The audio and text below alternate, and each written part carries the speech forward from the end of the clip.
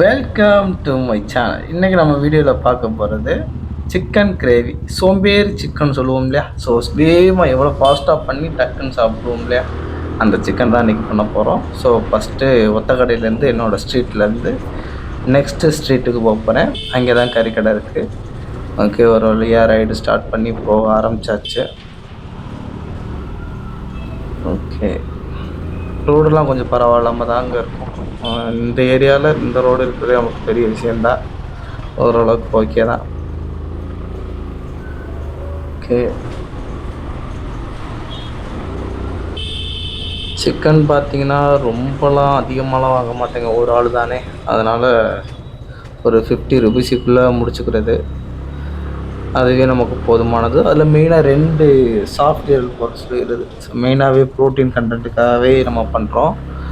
மெயினாக எல்லோரும் கேட்குறது ஏன் நாட்டுக்கோழி சாப்பிட்லாம், ப்ரோட்டீன் பவுடர் எடுக்கலாம் அப்படிலாம் சொல்லுவாங்க. அந்த இதுக்கு இது எவ்வளவோ பரவாயில்ல. நம்மகிட்ட எவ்வளோ காசு இருக்கோ அந்த அளவுக்கு வச்சு நம்ம பாடியை வந்து பில்டு பண்ண முடியுமா அப்படின்றதான் நான் ஒரு சேலஞ்சாக எடுத்திருக்கேன். அதனால் கண்டிப்பாக முடியும். ப்ராய்லர் சிக்கனாக இருந்தாலும் அதுலேயும் ப்ரோட்டீன் கண்டென்ட்லாம் இருக்குது. நீங்கள் நினைக்கிற மாதிரி ஸ்டீராய்டு போட்டு அதெல்லாம் போட்டு அப்படி இப்படிலாம் வளர்க்குறாங்க, அதெல்லாம் ஒன்றும் இல்லை. ஸோ நார்மலாக வளர்க்குற கோழி மாதிரி தான், கொஞ்சம் ஃபாஸ்ட்டாக வளரும், அவ்வளோதான்.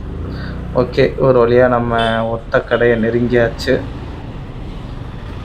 ஓகே, அப்படியே ஸ்ட்ரெயிட்டாக போனோம்னா கறி கடை வந்துடும். ஸ்டார்டிங்லேயே பார்த்தீங்கன்னா மட்டன் கடை தான் இருந்துச்சு.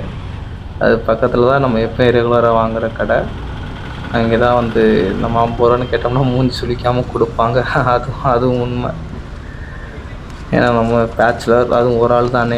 அதனால் வந்து 1 கிலோவோ 2 கிலோவெல்லாம் எடுக்க முடியாது. ஸோ நமக்கு தகுந்தபடி எடுத்துக்க வேண்டியதுதான். அவங்களும் மூஞ்சி சுளிக்காமல் கொடுத்துருவாங்க. ஓகேங்க, ஒரு வழியாக வந்தாச்சு. ஓகே, வாங்கிட்டு கிளம்பியாச்சுங்க. நம்மளோட ரூமுக்கு திரும்பி கிளம்பிட்டோம். ஸோ இந்த போகிற பாதை வந்து இன்னொரு பாதை, அதே தெரு தான். ஆனால் கொஞ்சம் பக்கத்து தெருவிலேருந்து வரேன். ஸோ எல்லா விஷயம் பாருங்கள், ஏன்னா உங்களுக்கும் கொஞ்சம் ஒரு ஐடியா கிடைக்கும் ஒத்தக்கல்ல இப்படியும் ஒரு இடம்லாம் இருக்கா அப்படின்னு. ஓகே, ரைடு பண்ணுறதுக்குமே நல்லா தாங்க இருக்குது. அப்படி ரோடு ரொம்ப மோசமாலாம் இல்லை. ஓரளவுக்கு அங்கங்கே மணலை மட்டும் கொட்டி வச்சுருக்காங்க. கொஞ்சம் ஆள் வந்தால் கொஞ்சம் நின்று போகிற மாதிரி தான் இருக்குது. ஓகே, அதுவும் சுசுக்கி இதில் பாராட்டணுங்க. சடன்லி பிக்கப், அந்த ஆர்பிஎம் ஸ்பீடு வந்து நல்லா பயங்கரமாக இருக்குது. சடன் 30-50 அசால்ட்டாகவே ஏறுது. நமக்கு கொஞ்சம் ஓட்டுறதுக்கு ரொம்ப ஈஸியாகவும் இருக்குது. ஓகே, கண்டிப்பாக ஒரு நாள் லடாக் போகிறோம். அது ஒரு கனவாகவே இருந்துடக்கூடாது. கண்டிப்பாக ஒரு நாள் போகிறோம். ஓகே, ஒரு வழியாக நம்ம ரூம் பக்கத்தில் வந்தாச்சு. ரூமுக்கு வந்துட்டு என்னோடய குக்கிங்கை பாருங்கள். கொஞ்சம் டிஃப்ரெண்ட்டாக தான் இருக்கும். ரொம்பலாம் அதிகமாகலாம் எதுவும் சேர்க்குறதா இல்லைங்க. நார்மலாக என்ன சேர்ப்போமோ அது மட்டும்தான். ஓகே, ஃபஸ்ட்டு சிக்கன் ஆனால் நல்லா கழுவிக்குவேன். எப்போயுமே மஞ்சள் போட்டு நல்லா கழுவிடுவேன். எனக்கு ரொம்ப அதில் மட்டும் ஸ்டெரைலாக இருக்கணும்னு பார்ப்பேன்.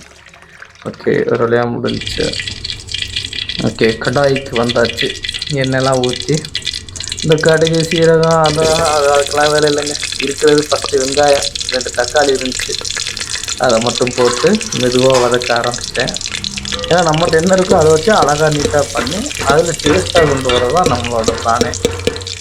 ஓகே, நல்லா ஓரளவுக்கு செவந்ததுக்கப்புறம் நம்ம தக்காளியை போட்டுக்கலாம்.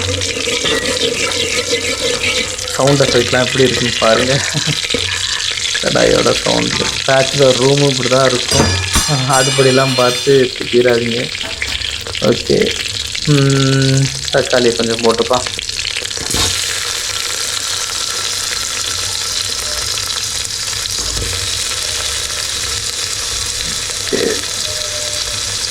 ஓரளவுக்கு நல்லா வேகட்டும். நல்லா வெந்ததுக்கப்புறம் சிக்கன் அள்ளி போடுறது. அதுக்கப்புறம் கொஞ்சம் இடித்து வச்ச ஒரு சின்ன மசாலா, அவ்வளோதான். மற்றபடி பொடியோ அந்த மாதிரிலாம் எதுவுமே சேர்க்க தேவையில்லைங்க. சும்மா நார்மலாகவே நம்ம பண்ணுற மாதிரி பண்ணாலே அவ்வளோ ஒரு டேஸ்ட்டாக இருக்கும்.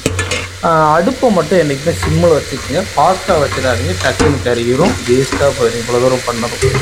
ஸோ அது மட்டும் ஞாபகத்தில் வச்சுக்கோங்க. ஓகே, கொஞ்சம் புகை அடிக்கிறதுனால கொஞ்சம் கேமராவில் ப்ளர்ராக தெரியுது. இப்போ கொஞ்சம் குவாலிட்டி இன்க்ரீஸ் பண்ணிக்கிறேன். ஓகே, ஸோ நல்லா கழுவி வச்சு அந்த மஞ்சள் தூளோடு கலந்து நல்லா ஸ்டெரைல் பண்ண அந்த சிக்கனை வந்து நான் உள்ளே போட்டுக்கிட்டேன்.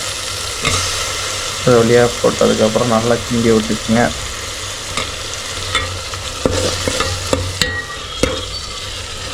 அவ்வளோதாங்க. இதில் வந்து நம்ம எப்பயும் போல் அந்த மிக்சியில் அடிக்கிறதுக்கு பதிலாக சின்னதாக அதில் வச்சு நம்ம கல்லை வச்சு உடச்சிக்குவோம். சொல்லப்போனால் நல்லா இடிச்சுக்குவோம். இதில் வந்து பட்டை மிளகா மெயினாக சேர்த்துருக்கேங்க. அப்புறம் கொஞ்சம் மிளகு, கொஞ்சம் சீரகம் லைட்டாக இதெல்லாம் போட்டு நல்லா ஃபுல்லாக அப்படியே அதில் பரபரன்னு தூவி விட்டுட்டு அவ்வளோதாங்க. இதுக்கு மேலே எதுவும் சேர்க்க போகிறதில்ல. தேவையான அளவு உப்பு, அவ்வளோதான். இன்னும் கொஞ்சம் நேரத்தில் பாருங்கள் இதோட டேஸ்ட்டு, அதோட கலரும் பாருங்கள் எவ்வளோ டிஃப்ரெண்ட்டாக இருக்குது. ஓகே, பக்கத்து அடுப்பில் கொஞ்சம் இவரும் வெந்துக்கிட்டு இருக்காப்புல சோறும். அவரையும் காமிக்கிறேன், நான் அவர் எந்த நிலமையில் இருக்காருன்னு பார்ப்போம். ஓரளவுக்கு நெருங்கி ஒரு அரை பக்கத்துக்கு வந்துட்டாப்புல. ஓகே ஓகேங்க, கடைசி ஃபைனல் டச்சு பார்த்துக்குங்க. ஓரளவுக்கு நல்லா வெந்துருச்சு சிக்கனும், சோறும் ஓரளவுக்கு ஃபுல்லாக வெந்துருச்சு. ஓகே, எல்லாத்தையும் ரெடி பண்ணிட்டு சாப்பிட போயிடலாம். ஓகேங்க, ஒரு சின்ன பழக்கம் இருக்குங்க. இந்த பழக்கம் லாஸ்ட் இந்த அடி பிடிச்சிருக்கு இல்லை சோறை போட்டு ஃபைனல் டச்சாக வச்சுக்கிறது எனக்கு ரொம்ப ரொம்ப ஃபேவரெட்டுங்க. இந்த பழக்கம் யாராவது இருந்துச்சுன்னா கொஞ்சம் கமெண்ட் பண்ணுங்கள், நானும் பார்த்துக்கிறேன். ஸோ ரொம்ப டேஸ்ட்டாக இருக்குது. அதோடு சேர்த்து இந்த சாஃப்ட்வேர்லாம் சேர்த்து வச்சு சாப்பிடும்போது சொல்லவே வேண்டாம், அவ்வளோ ருசி. பேச்சுலர் லைஃப்பில் சோம்பேறி சிக்கனில் அவ்வளோ டேஸ்ட்டு கொடுக்குறது இப்போ நான் பண்ணி கொடுத்துருக்கேதாங்க. ஓகேங்க,